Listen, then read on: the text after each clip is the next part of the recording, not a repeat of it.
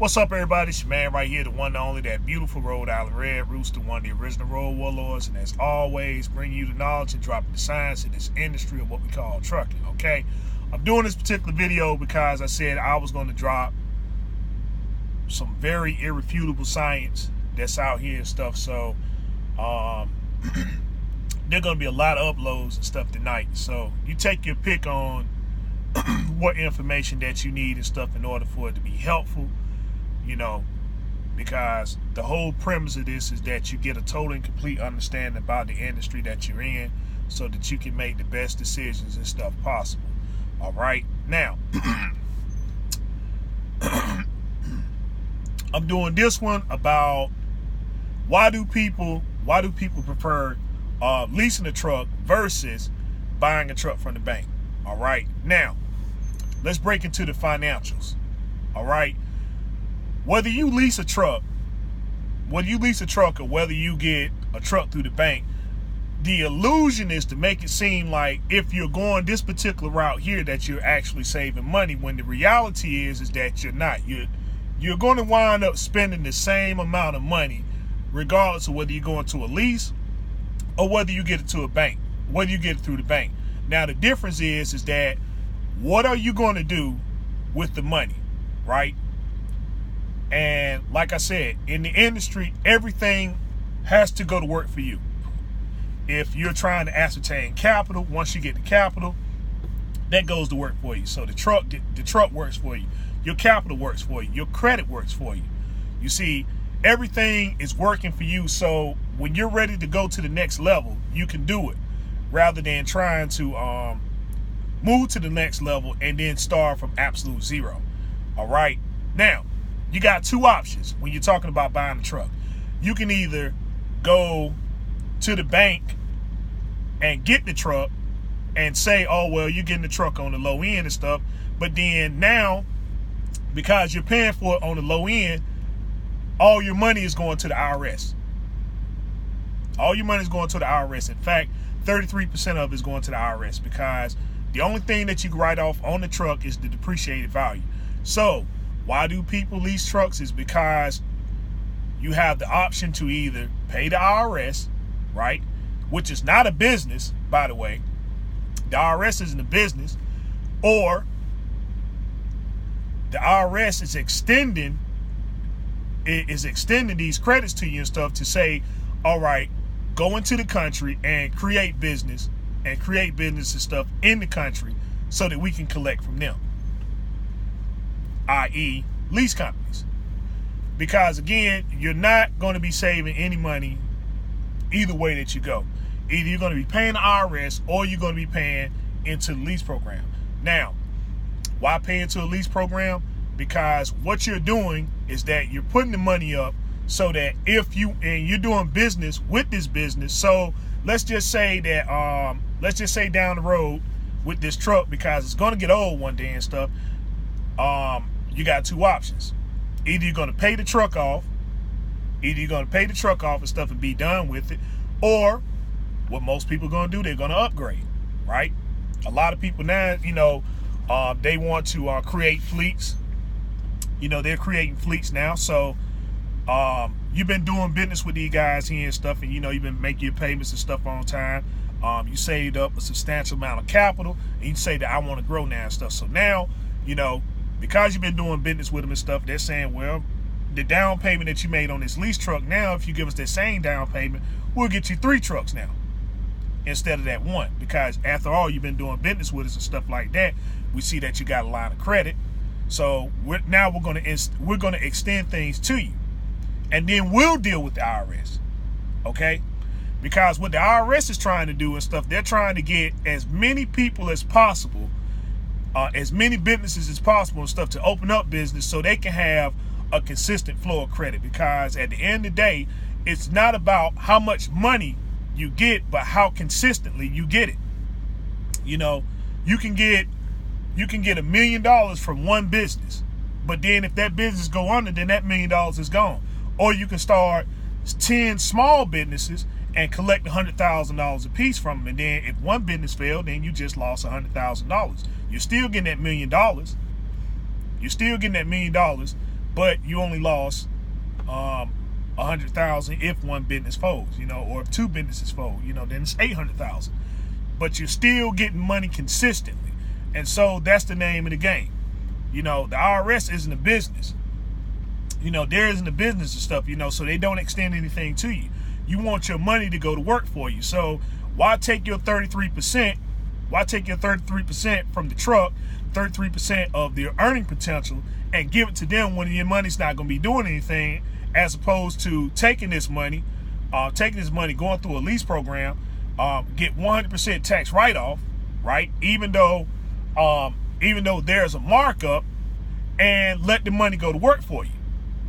Because everyone now is always talking about, I want to take my business to the next level. So, even if you just pay the truck off and stuff and say, well, I don't want to do anything right now. The fact is that you have a line of credit and stuff with this particular business here and stuff, and you did what you were supposed to. You got the title. So they're saying they're going to be calling you, and they're going to be calling you saying, well, if you ever want to take up the option of upgrading, or if you want to increase your fleet, we're here because you done business with us and stuff, and you made us money. You kept us in business and stuff. You kept our doors and stuff open. We got rid of the equipment, which is why we're in business and stuff to start with. All right. So you are increasing your options now. You're increasing your options now and stuff. So you're not saving anything, whichever route and stuff you decide to go. It's all on what is it that you're going to do when you have this money. How are you going to get this money to go work for you so that you can get the things that you need in your business? Because as long as business and stuff is flowing, then you see, people are worried about having to pay taxes. Yeah, you have to pay taxes on your net income, not your gross income. So as long as your money is always being flowed into your business, then that's what you want. And so if you're surviving inside of your business, if you could take some of these assets and put it into your business and stuff in order to operate, then that's the way to go. When you're going on vacation, for instance, stuff, people think, oh well, I'm just going on vacation and that's that. Most businesses incorporate a workshop inside this vacation. So what are they doing? They're creating business inside of this vacation rather than just going leisurely and stuff. They say, well, as long as you go to this workshop, and start discussing business for X amount of time, then you can write off that business trip, which is what people do. So they saying, well, all right, I'm going down here to the Bahamas, or I'm going to Hawaii, or all these vacation spots, but we're going to talk about business for 2 or 3 hours, according to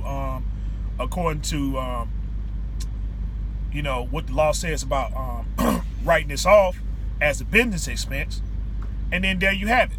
So you done written everything off. You written off the plane ticket. You decide that you want to upgrade and go first class. That's a write-off.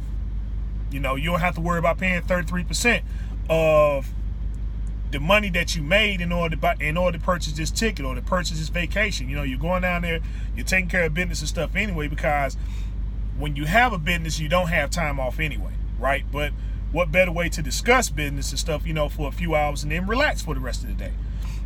So, you just incorporate things inside of your business, your transportation, some of the, if you're pretty good and stuff, you can take, you can add your house and stuff in there, of course, if your office is inside your house, you're always finding ways and stuff to have the things and stuff that you are going to get anyway, and just incorporate it in your business and just write it off completely. That's the reason why people lease. All right, that's why some people rather go lease a car than to buy a car, because if you get a car, again, you're paying all the taxes and stuff on it. You're paying 33% of what you make into buying this car. Then you got to pay the taxes on it every year, as opposed to people going out here and leasing the vehicle and saying, well, okay, yeah, you have to put all this money up front and stuff, but at the same time, the money is going to work for you. So, if you need something, it's there. What would you rather do? Would you rather go to this business and say that, well, all right, I'm trying to upgrade, or just give it all to the IRS and stuff, where they're saying they're going to take your money and that's just that? Put your money into business and watch your business grow. This is why people take the leasing option. All right, it's because you're trying to grow yourself to the highest potential, even if you're not going to do anything but just operate one truck and one trailer. It's that you have these options and stuff, and they're available to you. If you want it, like, well, okay, all right, I decide I don't want a new truck. I'm content with my truck, but as far as my trailer, I may want a new trailer. Somewhere down the line and stuff, man, you're going to want some kind of upgrade, right? And if it's available to you and stuff, then you're going to take it, especially if it's going to be cost efficient. So, again, buying something and then leasing something, it's still going to cost you the same thing in the end. If you buy it, it's going to cost you 33% on top of that, as opposed to a lease. The 33% is already incorporated into the lease, but the thing is that your money is now going to work for you. So if you're trying to expand, you can do it because you have a line of credit with the people that you're doing business with. As long as you stay consistent with them and do what you're supposed to do and stuff, which you're going to do naturally because, it's something that you're doing and you're pretty good at it. So just make sure that you make your payments and stuff on time, and there it is. So what are you going to do at the end of the day? Are you going to give your money to a place that is going to take your money but not extend anything to you?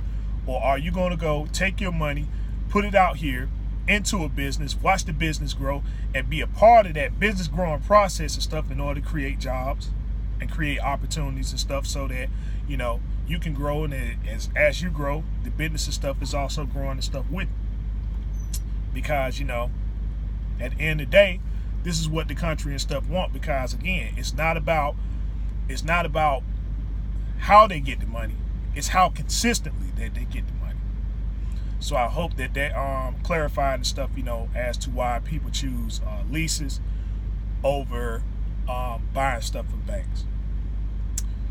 And with that being said, this your man right here, the one and only, that beautiful Rhode Island Red Rooster, telling you as always, continue your research, fact finding studies, harness on your skills every day. Until next time we talk, next time we meet, be safe, be easy, and peace out.